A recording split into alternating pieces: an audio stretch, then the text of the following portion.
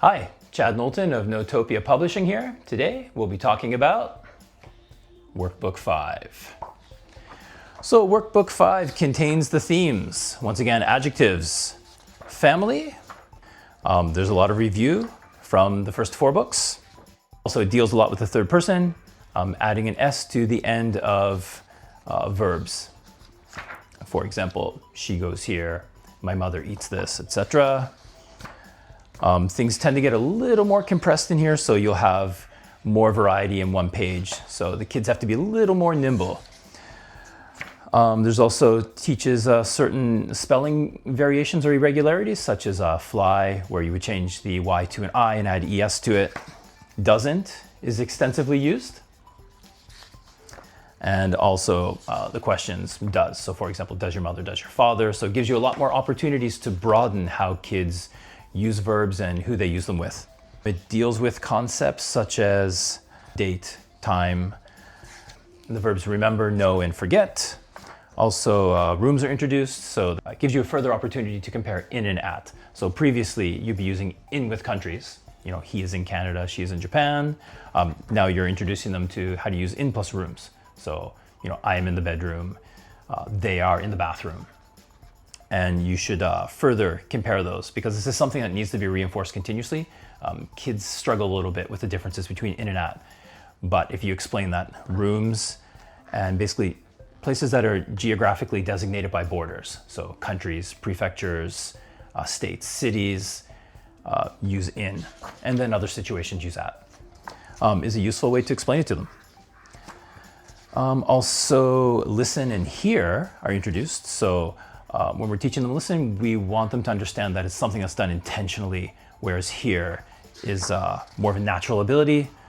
And again, such things are in the appendix in the back. So they should be able to understand it easily. And kids that are doing book 5 are probably going to be in grade 3. So they should be mature enough to understand concepts such as in, at, listen, and hear. Okay, where is Papa? Where's Papa? Kids, hey, kids, where is Papa? He is at Yeah? home. Nice. She.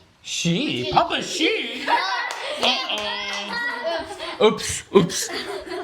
He is at Yeah. work. Safe. Okay, and last one. This one is at. We're gonna change to in. In. Where is Nagoya? Like it. Nagoya is it, right? It. So it is in Mie. 何が Yeah. What? What? Nagoya. No. It is in Gifu. No. No. It is in Shizuoka. No. Where's Nagoya? 愛知県。It is in 愛知県。 Super. Okay, where is Hamamatsu? 浜松 It is in 静岡。 Nice. Where is Disneyland?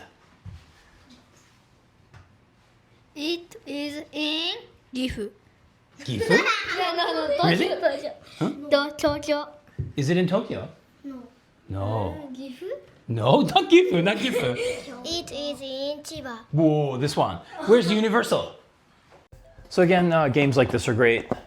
They have cards. It's a bit of a puzzle. It could take a little bit longer, but at this age, it's something where you could give them a time limit and they should be able to construct such an object within 30 seconds. So you do the simple ones. So it's not about making things difficult, it's about making them simple, having fast activities. They could do things as a group or have turns. Also something like this, which is based on tic-tac-toe. They can get the pieces by answering questions. It's great for motivation. They get to play a little game, and then you can move on to the next thing. Okay, that's all for today.